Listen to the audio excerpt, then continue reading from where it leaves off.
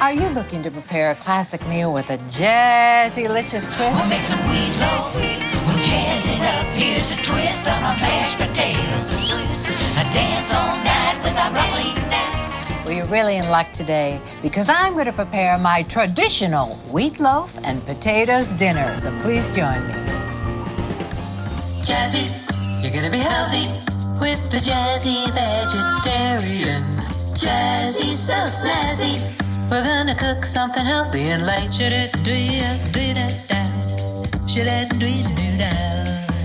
Jazzy, so snazzy. So join me in the kitchen right now. We're gonna cook something healthy and light. That's right.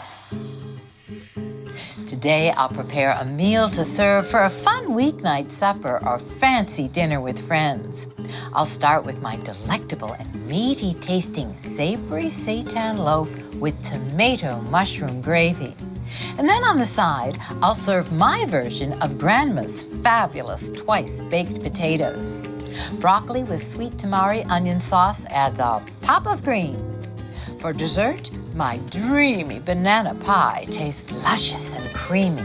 So stick around as I prepare a delicious meal. Savory Seitan Loaf. Could it be seitan? Now, a lot of people email me and they say, what the heck is seitan anyway? Well, seitan is made from wheat, so it's often called wheat meat. Seitan really becomes surprisingly similar to the look and texture of meat when it's cooked. It comes in a lot of different varieties. This is what's called cubed seitan. It also comes ground, it also comes in slices, and it comes in different flavors as well. So what I have today is just the traditional cubed seitan, and this is gonna make an absolutely fabulous base for my savory seitan loaf. So to get started, we're going to add 3/4 cup of finely minced onion, 1 cup of minced celery, stir that all around there, 2 tablespoons of water, 1, 2, a little bit of olive oil, starting off with about a 1/2 teaspoon of olive oil, and then 1 teaspoon of reduced sodium tamari. Now, if you do not want to use tamari in this recipe, just use about 1/4 to 1/3 of a teaspoon of sea salt. Then I'm going to turn this to a medium heat, give it a little stir. My mom always uses celery in her recipes. Grandma used celery a lot too. My husband's mother uses celery. My husband's grandmother used to cook for him, and she used a lot of celery. So we both love celery. Mixed with onion, it just really gives you that classic base, especially for something like this, for a vegan meatloaf. All right, I'm gonna pop that cover right on there. I'm gonna let those onions and that celery cook for about 5 minutes until they start to become translucent. Meanwhile, let's get over here to the rest of the components of our wheat loaf. You know how I'm always trying to sneak spinach into dishes.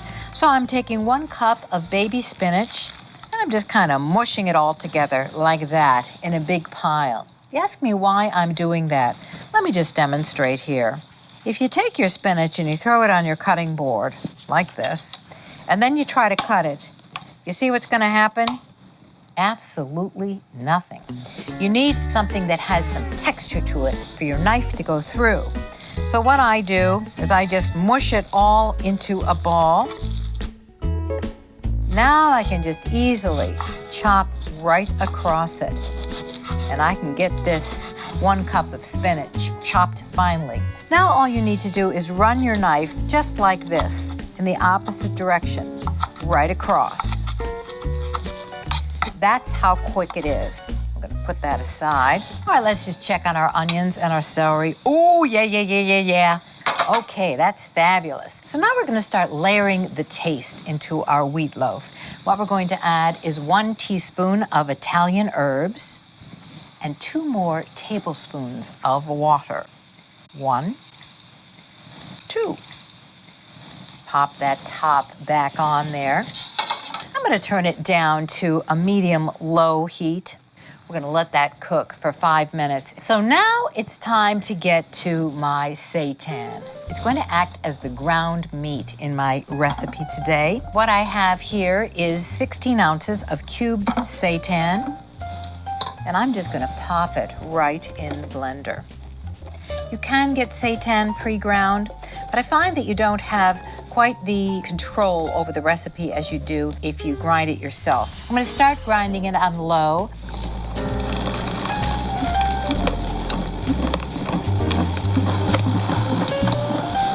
Alrighty, take a good look at that. Almost just like ground meat. That's the consistency that you're looking for. Let's get our seitan into our large bowl, because that's, of course, the base of our wheat loaf. I'm adding 2/3 of a cup of rolled oats, 1 cup of grated carrots, half a teaspoon of smoked paprika. You can use regular paprika if you like, a half a teaspoon of garlic powder, a half a teaspoon of sea salt, and then 1 tablespoon of Italian seasoning. Now stir this all together. You can tell at this point that it really stirs together just like a meatloaf would. Now I think my onions and my celery are done. We are going to add this to our wheat loaf mixture. Incorporate that together. So I'm adding 3 tablespoons of tomato paste. Stir that all together. Pretty soon I'm gonna get my hands in here, so let me get rid of my ring and my bracelet. Stir this all up. You really do want to incorporate this tomato paste as evenly as you possibly can into your seitan mixture.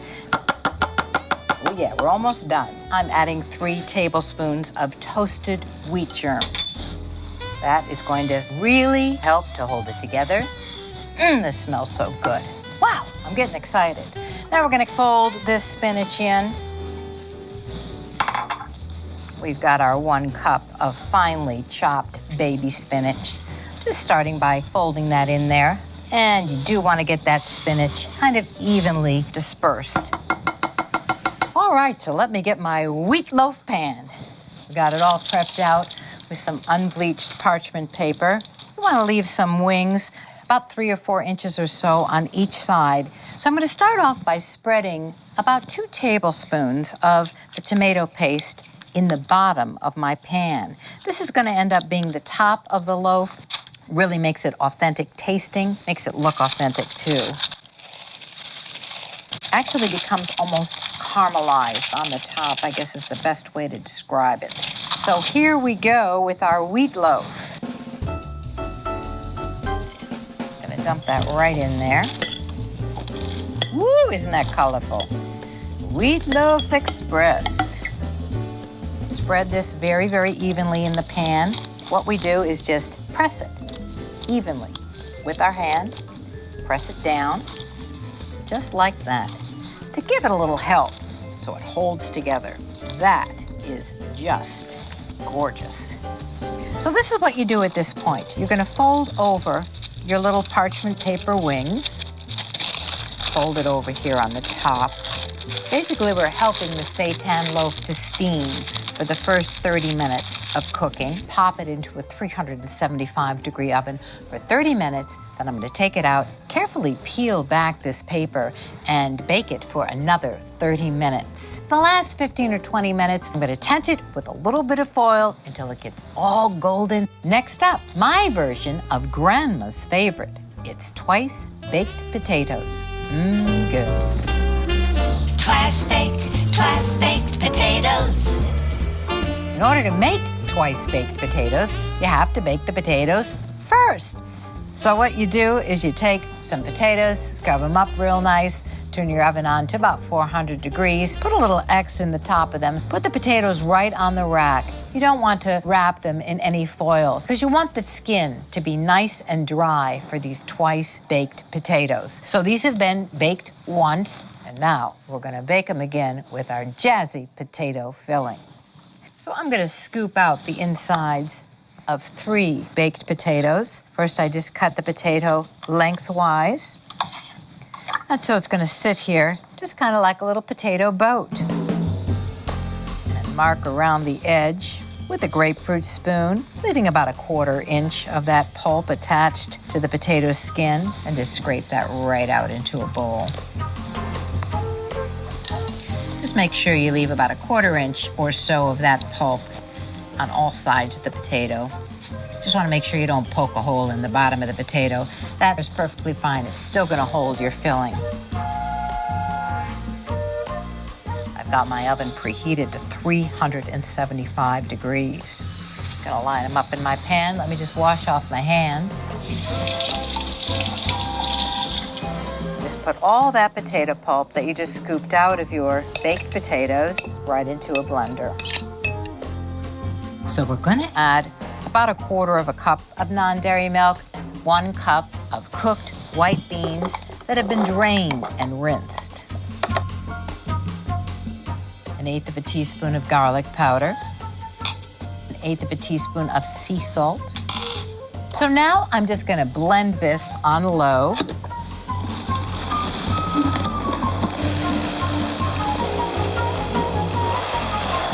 When those beans combine with the non-dairy milk and the potato pulp, it makes this delicious, creamy filling for these potatoes. That is perfect. Woo! What a great texture. Just to add a pop of color and some good taste, I'm going to stir in 2 tablespoons of diced sweet pepper and 2 tablespoons of minced onion. That pepper looks so pretty, just kind of laced through these potatoes. That's great. Now, what I normally do if I'm making this for a weeknight supper is I just spoon the potato mixture into the skins. But if I'm doing this for a party, I like to get a little festive and pipe in the filling. It just makes it a little bit jazzy. So I've got my pastry bag in a tall glass. Just gonna spoon my potato mixture right in there.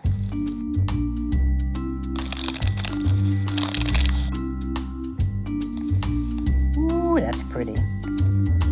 Pipe it right in there.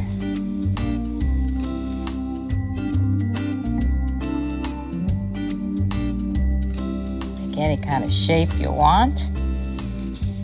You're just going to sprinkle each twice-baked potato with a little bit of Italian seasoning right over the top. Then, Grandma always put paprika on her twice-baked potatoes. You really want to be liberal with that. Woo, yeah. I'm going to use this Himalayan pink salt, which is kind of fun to do over the top. And a little bit of freshly ground pepper.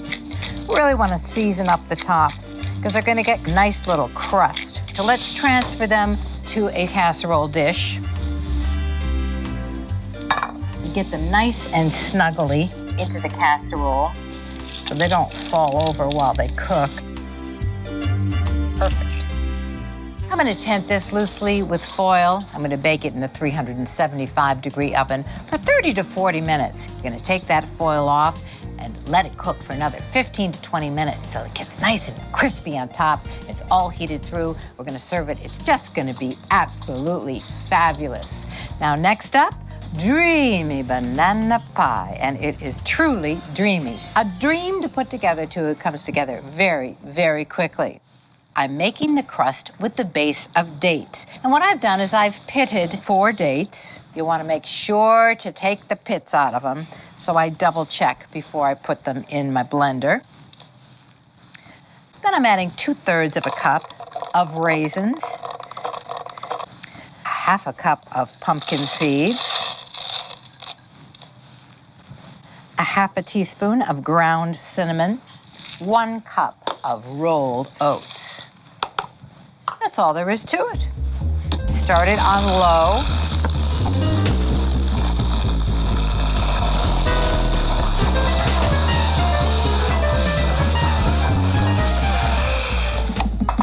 That's looking pretty good. Let's just put our crust right into our bowl. Kind of knead it a little bit in the bowl, but that's great. All right. Roll it out on your board. You just want to roll it out. We're going to put this into a lightly oiled 9-inch pie plate. And just kind of scrape it up. But what's gonna happen is the oats and the pumpkin seeds that are in there are gonna really help to crisp this crust up. The pumpkin seeds are gonna add a little bit of oil, release a little oil, so that's gonna brown it a little bit. And the oats, well, the oats are actually acting as our flour. And you wanna bring it almost all the way up the sides of your pan. Just gonna kind of hold that filling in for your pie. That's absolutely perfect. So let me just put my crust aside. Let's make the filling for our dreamy banana pie. We're starting off with 1 block of soft silken tofu, and that's well drained. 3 tablespoons of tahini. Tahini is sesame paste or sesame butter. Then 3 tablespoons of maple syrup. 1 teaspoon of vanilla extract.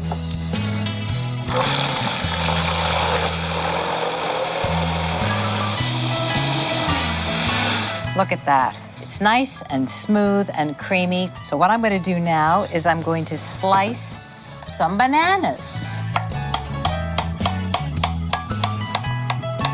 I'm going to use 2 bananas in all.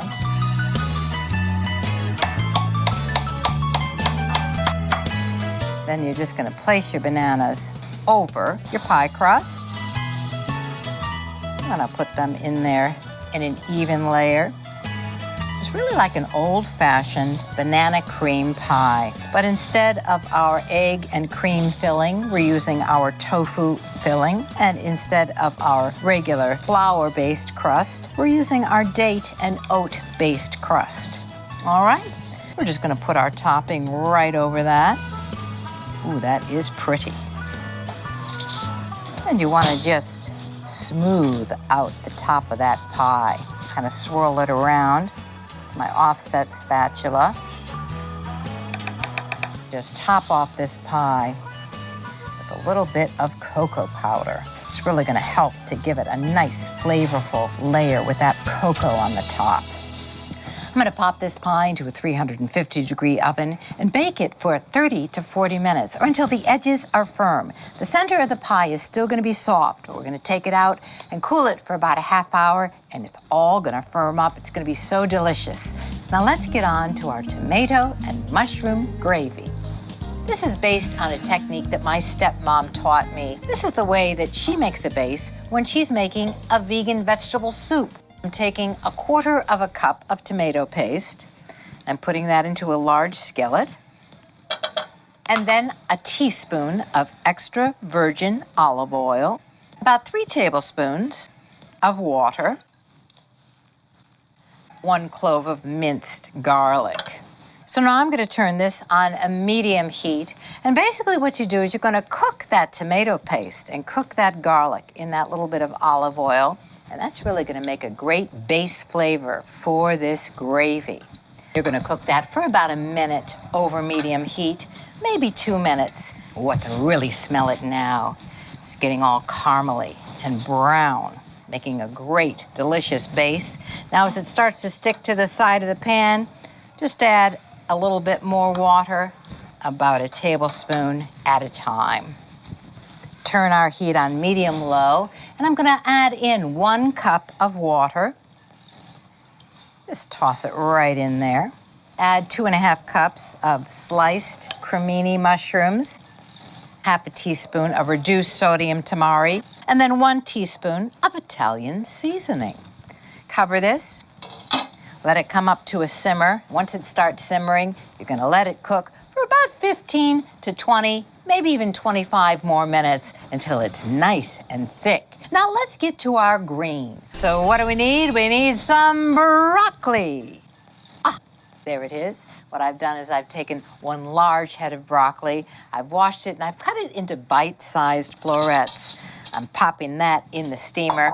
I'm gonna steam it for about 10 to 12 minutes until it gets al dente. We do need to make our sweet Tamari-Onion Sauce. We have got 1 tablespoon of tamari, 1 tablespoon of maple sugar, 1 tablespoon of minced onion.